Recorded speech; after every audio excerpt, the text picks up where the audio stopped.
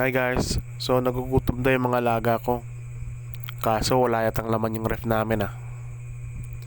Ito na lang, gawin nating sosyal.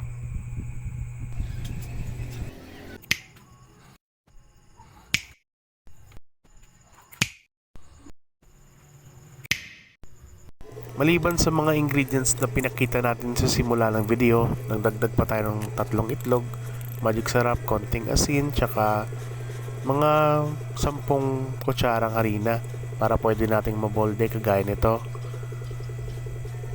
So mga guys, paalala ko lang, original kong menu ito. Pwede itong matweak o pwede itong ibahin, depende sa gusto ninyo. Yung sa akin, naglagay ako ng gulay para kahit paano medyo healthy siya. Kung gusto nyo maglagay ng mga spices, pwede rin. So yan, i-molde lang natin hanggang maubos yung ating mixture. So habang nagmumolde tayo, magpainit na tayo ng mantika. Mag-prepare tayo ng butter para sa paglulubluban ng ating mga molde mamaya.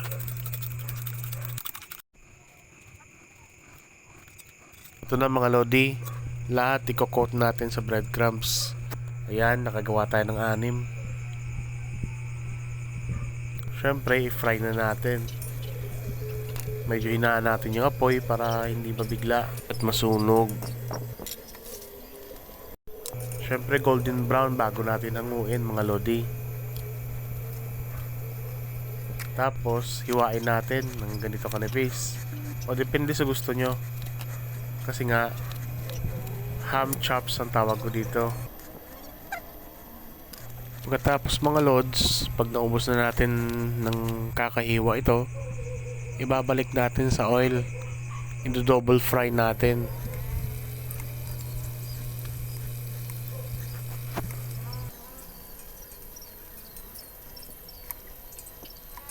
Para sa dipping sauce, magtunaw tayo ng butter, 3 kutsarang harina, half cup ng water, tsaka pinch ng salt. At ang star na show natin, ang birch tree. Ilagay lang lahat, walang sayang. Pampalinamnam. Imbis na cream, ano, 'di ba makakatipid kayo? So birch tree, baka naman magdagdag tayo ng tubig kung masyadong malapot yung mixture natin ha. Then boost na natin yung 1/4 na sour cream powder. Ito yung magpapadistinguish sa lasa nito. Tikman natin ng konti. Tapos i-add na natin yung cheese natin. I-grate natin dito. Kung ayaw nyo ng sour cream powder guys, pwede nyong gadgada ng bawang, magiging garlic dip ito. Kung chili naman, magiging chili dip. Kung dadagdagan nyo yung cheese, magiging cheese dip. So naglagay ako ng 1 kutsaritang sugar para balancer natin. Eto na yung ating ham chops with birch tree sour cream dip. Tikman na natin mga guys. At syempre dahil lagi tayong gutom mga lodi, titikman natin to.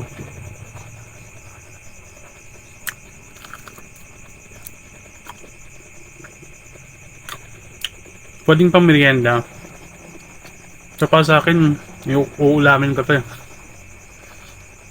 Pasok sa ulam eh. Sa panlasa ko ah.